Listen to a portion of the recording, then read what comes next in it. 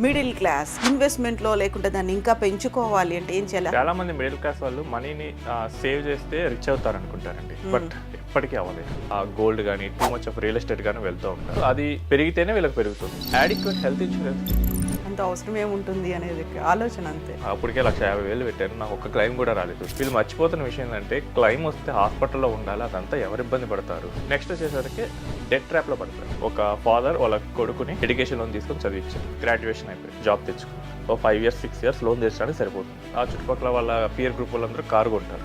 Obviously కొనాలనిపిస్తుంది, so car లోన్కి వెళ్తాడు. మళ్ళీ ఒకటి అయిపోయింది కదా, ఇంకో దానికి వెళ్ళొచ్చు. సో కార్ లోన్ ఒక 3-4 years దొరుకుతుంది. తర్వాత మధ్యలో పెళ్లి, నెక్స్ట్ కొంచెం పర్సనల్ లోన్ వెళ్తారు. ఈసారి ఏంటంటే హౌస్, మధ్యలో పిల్లలు. సో ఇదంతా అయిపోయేసరికి మళ్ళీ పిల్లలు గ్రాడ్యుయేషన్కి వస్తారు. సైకిల్ అక్కడికే వస్తుంది, మళ్ళీ ఎడ్యుకేషన్ లోన్. ఇది ఒక విషవలయం, డెట్ ట్రాప్ అంటారు. ఈ విషవలయంలో నుంచి బయటకు పడాలని అసలు ఆలోచించారు.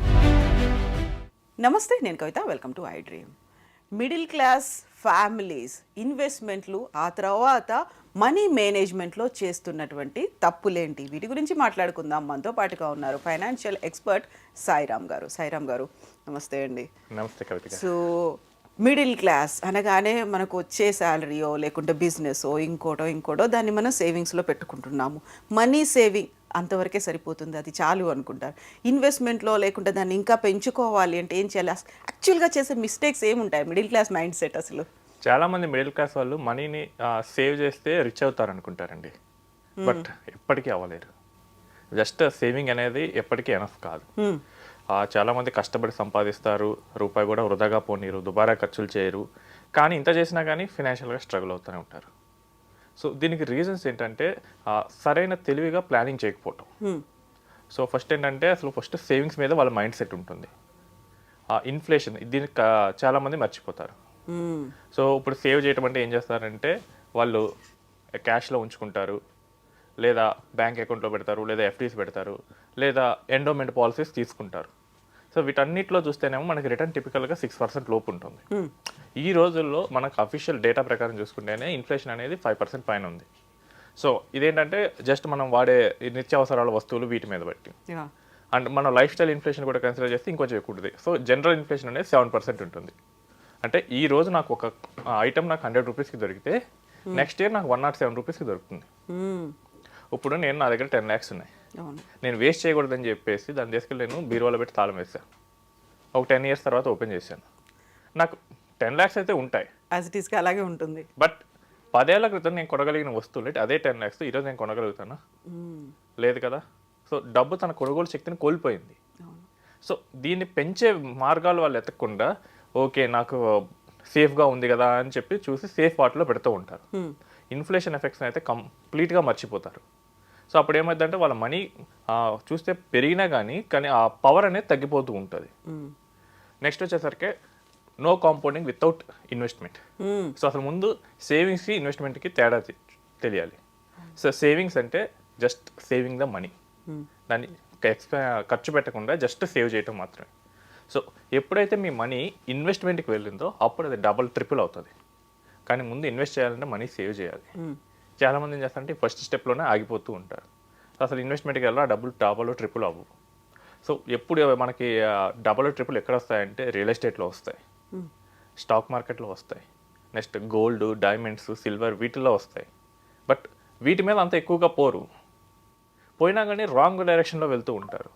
So taking too much of gold కానీ too much of real estate కానీ వెళ్తూ ఉంటారు. సో అప్పుడు ఏమవుద్దంటే ఒకే అసెట్ క్లాస్లో వెళ్ళిపోతూ ఉంటారు. అది పెరిగితేనే వీళ్ళకి పెరుగుతుంది. మనకి మార్కెట్లో ఒక సేయింగ్ ఉంటుంది. సో ఎవ్రీ ఇయర్ కనుక మీరు టాప్ పర్ఫార్మర్ చూసుకుంటే ఒక అసెట్ క్లాస్ అనేది ఎప్పుడూ ఉండదు టాప్లో. ఈ ఇయర్ గోల్డ్ పెరిగితే నెక్స్ట్ ఇయర్ సిల్వర్ పెరగచ్చు, నెక్స్ట్ చూస్తేనేమో రియల్ ఎస్టేట్ పెరగచ్చు, నెక్స్ట్ చూస్తేనేమో గవర్నమెంట్ బాండ్స్ ఇవ్వచ్చు ఎక్కువ, తర్వాత స్టాక్ మార్కెట్ ఇవ్వచ్చు. బట్ మన వాళ్ళు చేసే మోస్ట్ మిస్టేక్ ఏంటంటే మిడిల్ క్లాస్ వాళ్ళు ఒకే అసెట్ క్లాస్ మీద పెట్టేస్తారు. సో మీరు చూడండి 90% ఆఫ్ ద పీపుల్ ఇల్లు కట్టుకోవడానికి మెయిన్ ప్రయారిటీ ఇస్తారు. వాళ్ళ సేవింగ్స్, జీవితకాలం సేవింగ్స్ మొత్తం దాని మీద పెడతారు. సో ఇప్పుడు ఏంటంటే వాళ్ళకి అసెట్ అదే ఉంది, అది పెరిగితేనే వాళ్ళకి రిటర్న్ ఇస్తుంది. సో కాంపౌండింగ్ ఎప్పుడు చేయాలంటే రియల్ ఎస్టేట్లో చేస్తే వస్తుంది, కానీ రియల్ ఎస్టేట్ అనేది ప్రతి ఇయర్ కాంపౌండ్ అవ్వదు. సో వీటన్నిటిలో పెట్టాలి. లేదా ఏంటంటే మనీని తీసుకెళ్ళి ఎఫ్డీలో పెడతారు. ఎఫ్డీస్లో పెడితే 6 to 7% ఇస్తుంది. ఇంక వాళ్ళు ఎప్పుడు నెక్స్ట్ స్టేజ్కి మూవ్ అవుతారు. ఇంకోటి ఏంటంటే ఆపర్చునిటీ మిస్ అవుతారు. సో ఏంటంటే టూ మచ్ ఆఫ్ క్యాష్ పెట్టుకుంటారు. So two much of cash పెట్టుకుంటారు, రేపు ఎక్కడైనా సడన్గా చీప్గా దొరికింది కానీ కొంటారు భయంతో, అక్కడే ఆగిపోతారు. అమ్మో నాకు ఏదైనా అవుతుందేమో అని చెప్పేసి. మళ్ళీ రిటర్న్స్ ఎలా ఉంటాయో, return. ప్రాపర్గా ఇన్వెస్ట్ చేస్తున్నామో లేదో. ఇంకోసారి ఏంటంటే దీనికి రివర్స్ జరుగుతుంది. టూ మచ్ రియల్ ఎస్టేట్లో పెట్టిన వాళ్ళకి ఏంటంటే క్యాష్ ఉండదు. సో ఏంటంటే వాళ్ళకి నిజంగానే ఆపర్చునిటీ దొరికినా కొనరు. సో ఒకటి ఏంటంటే టూ మచ్ క్యాష్ పెట్టుకుంటారు, ఇంకోటి ఏంటంటే టూ మచ్ రియల్ ఎస్టేట్లో పెడతారు. ఈ రెండు వాళ్ళకి ఆపర్చునిటీస్ని మిస్ చేస్తారు. ఒకరేమో భయంతో మిస్ చేస్తారు, ఇంకొకరేమో క్యాష్ లేక మిస్ చేస్తారు. సో అది కాకుండా ఇది కాకుండా మధ్యలో ఉండాలి. సో క్యాష్ అనేది కొంత పర్సెంటేజ్ వరకు పెట్టుకోవాలి, మిగతా అన్నీ మనకి లిక్విడ్ అసెట్స్ లేదా కొంచెం నాన్ లిక్విడ్ అసెట్స్లో పెట్టుకోవాలి. సో అది మిస్ చేస్తూ ఉంటారు. నెక్స్ట్ వచ్చేసరికి ఒక ప్రొఫెషనల్ గైడెన్స్ తీసుకోరు. ఓకే. సో ఇది వాళ్ళకి తెలియని సబ్జెక్టు. సో లాస్ట్ మనం హోమ్ లోన్ వీడియో చేసాం. అవును. సో నాకు తెలిసి ఫేస్బుక్లో 1 million+ రీచ్ వెళ్ళింది. సో చాలామంది నాకు కాల్ చేస్తున్నారు. చాలామంది చెప్పే విషయం ఏంటంటే నేను అన్నీ బాగానే ఆలోచిస్తానండి కానీ ఈ ఒక్క విషయంలో తప్పు చేశాను. సో ముందే పోయి గైడెన్స్ ఎవరి దగ్గర తీసుకుంటే ఈ ప్రాబ్లం వచ్చేది కాదు కదా. ట్రూ. సో చాలామంది చెప్తున్నారు సాఫ్ట్వేర్ ఇంజనీర్ చేశారు, పోలీస్ డిపార్ట్మెంట్ వాళ్ళు చేశారు, నెక్స్ట్ ఎంటర్ప్రెన్యూర్స్ చేశారు. సో అందరు కామన్గా ఇదే. నేను ఎప్పుడు చేయలేదండి మిస్టేక్, కానీ ఒక్క దాంట్లోనే ఇరుక్కుపోయానండి అంటున్నారు. ఒక్కటే ఎఫెక్ట్ చూపిస్తుంది ఇంకా. అది కూడా ఏంటంటే 2021, 2022లో లోన్ తీసుకున్నారు, అక్కడ 6-7% ఉంది. విత్ 2% ఇంక్రీజ్ అవడంతోనే మొత్తం మారిపోయింది. సో అది ముందే కరెక్ట్గా అడ్వైస్ తీసుకుంటే ఇంత ప్రాబ్లం వచ్చేది కాదు. సో లేదా ఎక్కడ తీసుకుంటారంటే అసలు ఈ రంగంలో ఎక్స్పర్ట్ కాని వాళ్ళ దగ్గర తీసుకుంటారు. సో మన చుట్టుపక్కల ఉన్న వాళ్ళ దగ్గర, ఫ్రెండ్ సర్కిల్లో. సో కేసు చెప్తాను. ఇది రాజమండ్రి నుంచి ఒక పర్సన్ కాల్ చేశారు. సో దుబాయ్లో ఇన్వెస్ట్ చేశారంట గోల్డ్ కంపెనీస్లో, గోల్డ్ మైనింగ్ కంపెనీస్లో. అసలు ఏం చేస్తుంది ఆ కంపెనీ, ఏం చేస్తుంది, అసలు లాభాలు ఎలా వస్తాయి, ఏమి అనలైజ్ చేయలేదు. ఫ్రెండ్ చెప్పారు. తీరా చూస్తే అది ఫ్రాడ్. సో ఎవరి దగ్గర గైడెన్స్ తీసుకుంటున్నాం, వాళ్ళకి ఏంటి ఎక్స్పీరియన్స్, అది కంప్లీట్గా మిస్ అవుతారు. వాళ్ళ బ్యాక్గ్రౌండ్ తెలియదు, ఏమీ తెలియదు, ఇన్వెస్ట్ చేసేయడం. అంటే ఇన్వెస్ట్ ఇప్పుడు మనం ఫర్ ఎగ్జాంపుల్ మనం ఏదైనా డాక్టర్ దగ్గరికి వెళ్తామండి, ఆ డాక్టర్ కొంచెం పెద్ద డాక్టర్ లేదా ఆర్ఎంపీ డాక్టర్ మనం మొత్తం చూస్తాం కదా. ట్రూ. సో పేరున్న డాక్టర్. సో మనీకి వెళ్ళినప్పుడు కూడా అడ్వైజర్స్ మనీ డాక్టర్స్ లాగే. సో అక్కడ కూడా వెతకాలి. సో అది మిస్ అవుతారు. అదేంటంటే తెలిసిన వాళ్ళ మీద వెళ్తారు. ఇంకోటి ఏంటంటే ఫెమిలియారిటీ బయాస్ పట్టుకుంటారు. ఇదేంటంటే నాకు తెలిసిందే రిటర్న్ ఇస్తుంది, అదే కరెక్ట్, అదే ఆలోచన. ఇప్పుడు నాకు ఈ ప్రాపర్టీ నాకు బాగా తెలుసు అంటే ఇదే రిటర్న్ ఇస్తుంది, అంటే మిగతా ఏ ప్రాపర్టీస్ ఇవ్వవు అనుకుంటారు. లేదా ఒక స్టాక్ బాగా తెలుసు, అదే రిటర్న్ ఇస్తుంది. సో దీన్ని ఫెమిలియారిటీ బ్యాలెన్స్ అంటే వాళ్ళకి తెలిసిన విషయాన్నే మోర్ రిటర్న్ ఇచ్చే దానిలాగా వాళ్ళు ఊహించుకుంటారు. ఎక్స్పోజర్ అనేది పెంచుకోకపోవడం వల్ల, ఏమేమి ఉన్నాయి ఫీల్డ్స్ అనే దాంట్లో అవగాహన పెంచుకోకపోవడం. ఇప్పుడు గ్లోబల్గా మనకు నాలెడ్జ్ తీసుకుంటే కనుక దీనికన్నా ఇంకా 2-3 ఉన్నాయి, అప్పుడు మనం తెలుసుకుంటే సరిపోతుంది. బట్ వాళ్ళ నాలెడ్జ్ని లిమిటెడ్ చేసుకుంటారు. ఇది మనకి ఇప్పుడు చూస్తే 50sలో ఉన్న వాళ్ళ ఎక్కువ కనిపిస్తుంది. వాళ్ళు చిట్స్లో ఎక్కువ పెడతారు. వాళ్ళకు ఉన్న ఎక్స్పోజర్ ఏంటంటే ఒకటి real estate, 2 gold, 3 chits. So వాళ్ళకి 3 ఉన్నాయి. సో ఇదేంటంటే వాళ్ళకి ఎక్స్పోజర్ని లిమిట్ చేసుకున్నారు ఈ 3టికి. సో ఫెమిలియారిటీ వల్ల ఆ 3టిలోనే పెడతారు ఏది పెట్టినా కానీ. కొంచెం రీసెర్చ్ చేసి తెలుసుకుంటే కనుక ఇంకా ఏమున్నాయి ఈ 3 కాకుండా ఇంకా రిటర్న్ ఎలా వస్తాయి, మనకి బెటర్గా ఎలా అవుతుంది. సో దీన్ని మిస్ చేస్తూ ఉంటారు. ఫైనాన్షియల్ గైడెన్స్ ఎలా తీసుకోవాలి అనేది ఇంకా అవగాహన రాలేదు. అవగాహన చాలా రాలేదు. సో అవగాహన రాలేదు, సో మనకు తెలియదు అన్నప్పుడు తీసుకోవాలి. సో అది మిస్ చేస్తూ ఉంటారు. నెక్స్ట్ ఏంటంటే యాడిక్వేట్ హెల్త్ ఇన్సూరెన్స్ తీసుకోరు. సో తీసుకున్నావా 5 lakhs తీసుకున్నావా 10 lakhs తీసుకున్నావా, సో అది చాలు ఇక. సో మెడికల్ బిల్స్ ఏమో 10 lakhs దాటితే ఎలా అంటే 10 lakhs ఎప్పుడు వస్తుంది అంటారు. అంత అవసరం ఏముంటుంది అనేది ఆలోచన అంతే. సో బట్ తీరా డేటా చూస్తే తెలుస్తుంది. సో ఈ మేజర్ హాస్పిటల్స్ వాళ్ళకి డైలీ 10 lakhs ఎబో బిల్స్ బాగానే వస్తుంటాయి. సో ఆ ఒక్కటి నాకెందుకు వస్తుంది అనుకుంటారు. అండర్ ఎస్టిమేటింగ్ ద ఎక్స్పెన్సెస్ అంటారు. సో మనకు మెడికల్ కాస్ట్ ఎలా పెరుగుతుంది వీటి ఏమి చూడరు.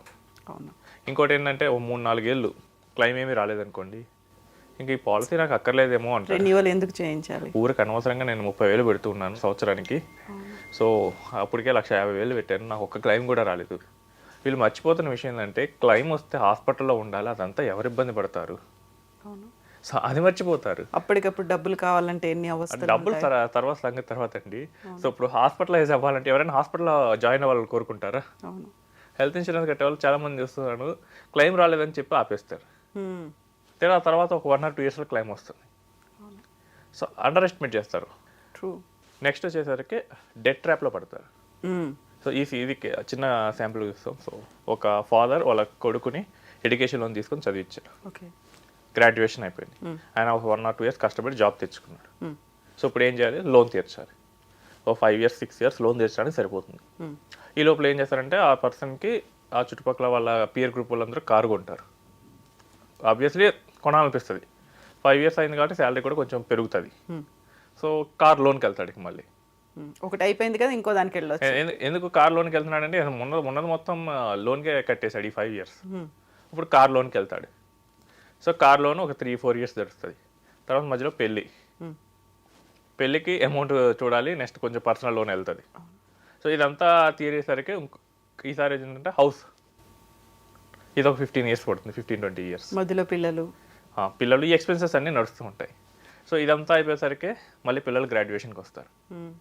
సో సైకిల్ ఎక్కడ సైకిల్ అక్కడికే వస్తుంది మళ్ళీ ఎడ్యుకేషన్ లోన్. ఇది ఒక విషవలయం, డెట్ ట్రాప్ అంటారు. ఈ డెట్ ట్రాప్లో చాలా మంది మిడిల్ క్లాస్ వాళ్ళు ఇరుక్కుంటున్నారు.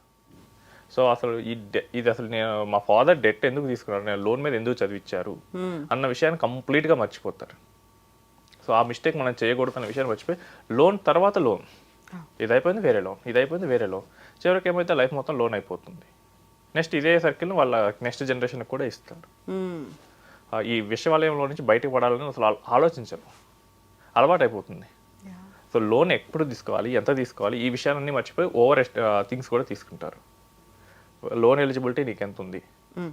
నీకు ఒక 10 lakhs ఉంది, సో నీకు అవసరం 20 lakhs అయితే నువ్వు ఆపుకోవాలి.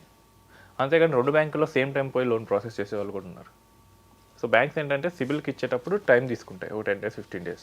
ఈ 2 weeks గ్యాప్లోనే వీళ్ళు ఏం చేస్తారంటే 2 బ్యాంకులోనే అప్లై చేసేస్తారు. మ్మ్. సో బ్యాంక్స్ తెలియదు కాబట్టి వాళ్ళు ప్రాసెస్ చేసేస్తారు. అవును. సో ఇట్ ఈస్ ఇల్లీగల్, కానీ వాళ్ళకి అవసరం ఉంది, ఎలిజిబిలిటీ లేకుండా పోయి తీసుకుంటారు. రేపు ఒకవేళ సిచ్యువేషన్స్ రివర్స్ అయితే అవును. ఎంత ప్రెజర్ వస్తుంది, మళ్ళీ నెక్స్ట్ జనరేషన్ కూడా అదే ట్రాప్లోకి వెళ్ళిపోతారు. మ్మ్.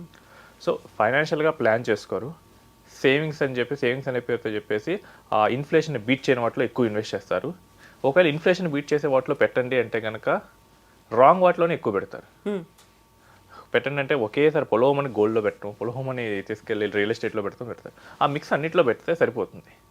సో మనకి ఇప్పుడు ఉంది ఒక తాళి ఉంది. సో మనకేంటంటే ప్రోటీన్, కార్బోహైడ్రేట్స్, ఫైబర్ అన్నీ కలిపి ఉన్న డైట్ బాగుంటుందా, లేకపోతే ఓన్లీ కార్బోహైడ్రేట్స్ ఇస్తే బాగుంటుందా? ట్రూ. సో ఓన్లీ కార్బోహైడ్రేట్స్ ఇస్తే కనుక వెయిట్ పెరుగుతారు. సో ఎప్పుడైనా కానీ మన ఇన్వెస్ట్మెంట్స్ అనేవి అన్నిట్లో ఉండేటట్లు చూసుకోవాలి. ఈక్వల్గా ఉండేట్టుగా. ఈక్వల్ కాకపోయినా అట్లీస్ట్ రీజనబుల్ ఎక్స్పోజర్ ఉంటే సరిపోతుంది. మ్మ్. వాటిని మిస్ చేస్తూ ఉంటారు. వాటిని మిస్ చేసి చాలామంది ఒక్క ఎసెట్ క్లాస్లోనే ఎక్కువగా ఇన్వెస్ట్ చేయడం జరుగుతూ ఉంటుంది. సో ఎవరైనా కానీ ఒక్క ఎసెట్ క్లాస్లోనే ఇన్వెస్ట్ చేస్తే వాళ్ళు ఎప్పటికీ రిచ్ కాలేరు. మ్మ్. సో వాళ్ళు ఏంటంటే మిడిల్ క్లాస్ లేదా అప్పర్ మిడిల్ క్లాస్, సో ఇదే కేటగిరీలో ఉంటారు. యా, దీనికి బియాండ్ ఆలోచించగలిగితేనే ఫైనాన్షియల్ ఎక్స్పర్ట్ని పెట్టుకొని ప్రాపర్ అడ్వైస్ తీసుకొని గైడెన్స్తో ప్రాపర్ గైడెన్స్ తీసుకొని చేయాలి. ఎస్ సాయిరామ్ గారు, థ్యాంక్ యూ సో మచ్ అండి. Thanks. థ్యాంక్ యూ అండి.